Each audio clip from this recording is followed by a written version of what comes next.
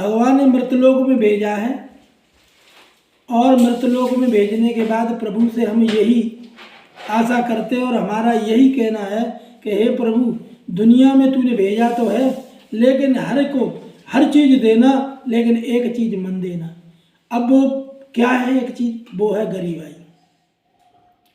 गरीबाई जब व्यक्ति पर होती है तो संसार में कोई भी उसे पूछने वाला नहीं होता है, फिर उसे मित्र की जरूरत ही होती है, मित्र की खोज करता है। वो सच्चा मित्र चाहता है कि सच्चा मित्र कहाँ मिल जाए।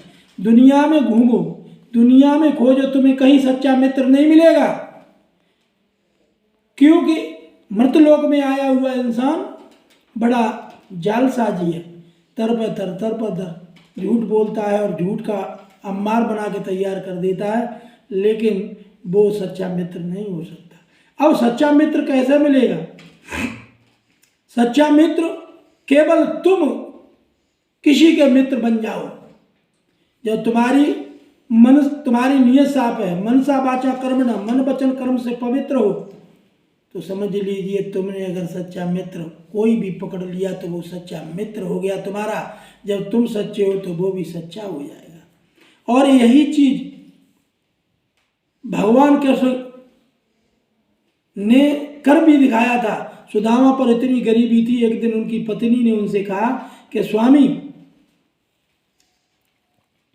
तुम इतनी सुबह की शाम की सुबह को भोजन व्यवस्था नहीं कर पा रहे, लेकिन तुम्हारा जो मित्र है, आप ही एक दिन कह रहे थे कि मेरा बाल सखा कृष्ण है, तो वो तो सम्राट है, उनके पास आप चले जाइए तो हमें तुम्हारी ये सारी दरिद्रता दूर हो जाएगी। सुदामा ने मना कर दिया कि नहीं, मेरा बालापन का यार है, मैं उसके पास नहीं जा सकता, मेरा बचपन का दोस्त, उससे जाके भीख मांगू मैं, ये मेरे जहन में नहीं है। रुक्मिणी ने कहा, उन्होंने कहा, सुदामा जी की पत्नी ने, भामिनी कहने लगी कि स्वामी चले तो जाओ, वो सम्राट हैं। तो उन्होंने भगवान के प्रति आस्था रखते हुए अपने स्वामी को वहाँ भेजने के लिए तैयार कर दिया। तो सदमार्ग जिसने दिखाया वही तो सच्चा मित्र है। तो जिस परिवार में पत्नी सही रास्ता दिखाती है और सही मार्ग पर ले जाती है, उससे सच्चा मित्र तो संसार में कोई बना ही नहीं है।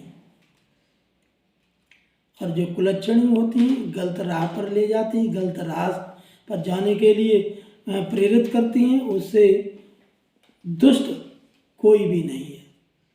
भगवान कृष्ण के पास सुदामा को भेजा, भगवान कृष्ण के पास सुदामा गए और सुदामा से मिले। सुदामा से भगवान कृष्ण जाकर के जब द्वारका में मिले तो गले लगा लिया, और गले लगाने के बाद उन्होंने पूछा कि मेरी प्रिय भाभी ने मेरे लिए क्या दिया है। तो सुदामा उस बात को भी छिपा रहे थे, लेकिन उस पार ब्रह्म परमेश्वर से कोई चीज़ छिपाई नहीं जा सकती। उन्होंने कहा कि कांख में क्या रखा है। जब उनकी बाँह पकड़ के ऊपर को उठाई तो पोटरी नीचे गिर गई।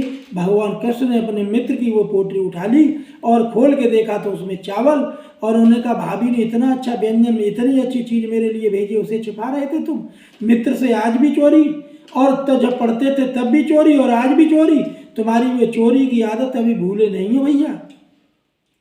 भगवान कृष्ण ने उसी में से पहली मुट्ठी खाई, 1 लोग दे दिया, दूसरी मुट्ठी का पान किए 2 लोग दे दिए, तीसरी मुट्ठी भरने को हुए तो उनकी अर्धांगिनी ने हाथ पकड़ लिया, बनी स्वामी क्या कर रहे हो।